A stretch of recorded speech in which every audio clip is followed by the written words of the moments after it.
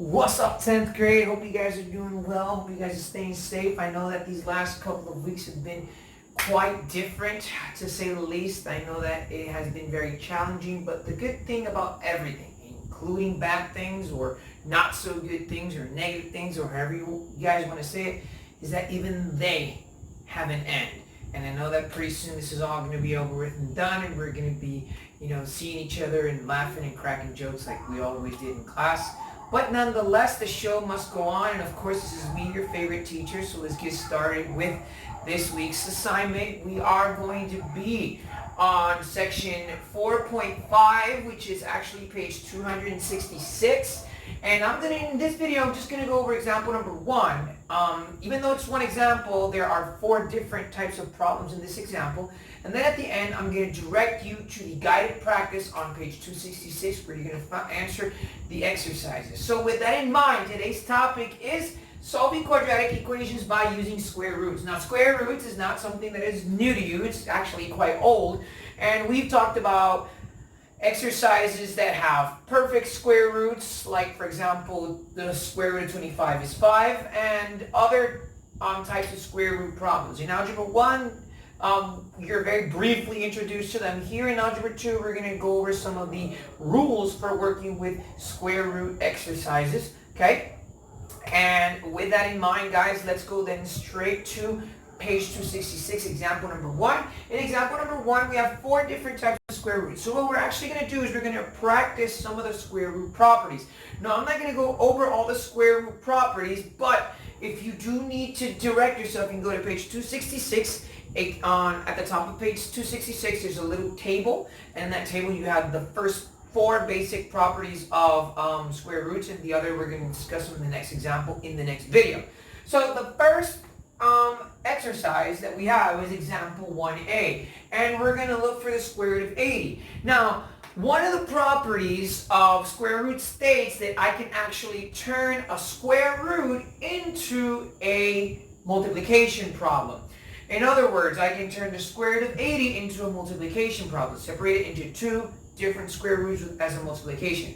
How do I do that? Well, you have to think of factors of 80. And not just any factors of 80. You have to think of factors of 80 where one of the 2 terms has a perfect square root. Now, in the case of 80, I can say the square root of 16 times the square root of 5. And the reason I say the square root of 16 times the square root of 5 is because if you multiply 5 times 16, your answer is going to be 80. Okay? Now, this is really easy because I know that 16 has a perfect square root. And if I were to ask you the square root of 16, I know that you would be screaming to the screen of your phone or your tablet, 4, 4, 4. And you're right. The square root of 16 is 4. Since the square root of 16 is 4, I leave it expressed. And I don't know the square root of 5. 5 does not have a perfect square root. Since 5 does not have a perfect square root, I simply leave my answer expressed as 4 times the square root of 5. And ladies and gentlemen, that is my answer for problem 1a. Again, all I did was I took the 80 and I converted it into a multiplication problem by finding factors of 80, but not just any factors of 80. 2 factors of 80 where one of them has a perfect square root. In this case, the square root of 16 times the square root of 5, which equals 4 times the square root of 5. Now, some of you are probably wondering, well, what if I have 2 terms and they both have a perfect square root? Well, in that case, that means that your answer has a perfect square root. So that's perfectly normal. That can happen. Now, if we look at B, and here we have, actually there in B, you have 2 square roots, okay? 2 square roots being multiplied by each other. So let me give you guys a minute to look at it real quick, and then I'll be back on screen, okay? So you're looking at the square root of 6 times the square root of 21. So you're actually going to multiply them. And the square root of 6 times the square root of 21 is actually the square root of 126. And again, I have to find factors of 126 where one of them has a perfect square root. Now, how do you do that? Well, you can use the divisibility rules, okay? Now I'm going to use the divisibility rule in this example. In your book, they don't really tell you how to do it. They just kind of give you the answers. But the divisibility rule states that I can look for a number that divides by 2, right? For example, if I were to say 126 divided by 2, well, that will give me a factor. And if that factor doesn't have a perfect square root, and then you kind of keep going on. So one way of doing it is actually kind of like by using the factoring tree. And I think of two numbers that when I multiply equal 126, I can say since the last digit is a 6, I can say 126 divided by 2. And I would say 6 times 2 is 12, right? 6 times 2 is 12, and that would be 6 and 3, and I can say, well, 63 times 2 equals 126. And although that is true, 63 doesn't have a perfect square root, and 2 is a prime number, so there's not really much I can do with that, right? But I can simplify 63. I can think of two numbers that when I multiply equals 63. Well, that would be 9 times 7 equals 63, and I bring down the 2. Oh, wait a minute. So that means I can actually combine these numbers to find out the square root of 126. Well, 9 has a perfect square root, so I'm going to say that that equals the square root of 9. And then what I did was I multiplied 7 times 2, which equals 14. So that means that the square root of 6 times the square root of 21 is 126, and I simplify that into the square root of 9 times the square root of 14. Now, 14 does not have a perfect square root, and because 14 does not have a perfect square root, I'm going to leave it expressed as the square root of 14. So that's going to be part of my final answer. But 9 has a perfect square root, which is 3. So my answer is actually going to be 3 times the square root of 14. So ladies and gentlemen, that's it. That's my answer. I know it can seem kind of confusing, so let me kind of recap. The first thing I did is I multiplied 6 times 21, which is 126. And I have the square root of 126. So what I did was I used the factoring tree to find factors of 126 where at least one of the terms has a perfect square root. Now, because the 6 is an even number, my divisibility rules tells me that if I divide 126 by 2, I'm going to get an answer without a remainder, and I do. 126 by 2 is 63. So that means that 63 times 2 is 126, and it's true. But neither of them have a perfect square root. So what I did is I looked at 63 and I simplified it further. And I said 9 times 7 is 63, and I have the 2, and they're all prime numbers, right? Or I can't simplify it, the 7 and the 2 any further, okay?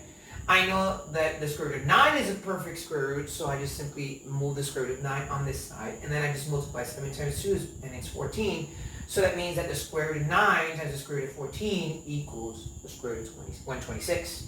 9 has a perfect square root, which is 3, and since 14 doesn't have a perfect square root, and I don't know the answer, I leave it expressed. So my answer is 3 times the square root of 14. Now, if you didn't get it right away, the good thing about this is that you can pause and rewind and look at what I did, okay? If you have questions, you can text me or you can email me, and I'll be more than happy to answer them. Now, let's look at example C. Example C is now a division. Now, this is another property of square roots that you're going to see on page 266. And when I have a division, all that means is I'm going to actually separate this one big radical sign into 2. So I'm actually going to turn that into the square root of 4 over the square root of 81. Now, the good thing in this case is that both 4 and 81 have a perfect square root. The square root of 4 is 2, and the square root of 81 is 9. So 2 over 9 is your answer, and I can't simplify that any further, so that's it. That's it. I'm done with example C. I don't really need to do anything else to it. Just that. That's it. It's a lot easier than it looks. And then we're going to do D. Now, D says the square root of 7 over the square root of 16. So just like I did in C, in D I can actually separate them. And I can say the square root of 7 over the square root of 16. Now, the square root of 7 does not have a perfect square root, so I leave it expressed as the square root of 7. The square root of 16 is 4, and that's my answer, the square root of 7 over 4. Now, in our next video, we're going to talk about something called rationalizing the denominator, and rationalizing numerator. And that's a different method, and that's an entirely different method, and all that is a way of eliminating the radical sign from the numerator or the radical sign from the denominator. But for now, we're just going to leave it like that. For now, that's it. We're just going to leave it expressed as a square root of 7 over 4. And that's it, guys. That's example number 1. So what you're going to do is after you've seen this video, after you've paused, rewind, you're going to go to page 266, excuse me, which is the beginning of section 4.5. Go to the guided practice at the bottom of page 166, or 266, excuse me. Go to the guided practice at the bottom of page 266 and answer problems 1 through 7. On Thursday, I'm going to upload the other video where we're going to do example 2 and 3. And then you're going to do the other exercises that I assigned. Now, this week, you also have your biology test, okay? So, you're going to email me your biology work and your math work on Saturday. The biology test, I already gave you guys a specific date in which you're going to send me the biology test, which was next Friday, April the 24th. So this week, you're just going to send me the math work from this week and the biology work that you've been doing on Monday. And that email, you're going to send it to me on Saturday. And then the rest of the week, you're going to work on your biology test. So guys, this is your favorite teacher saying bye, stay safe, and I will see you guys very, very, very soon. Bye.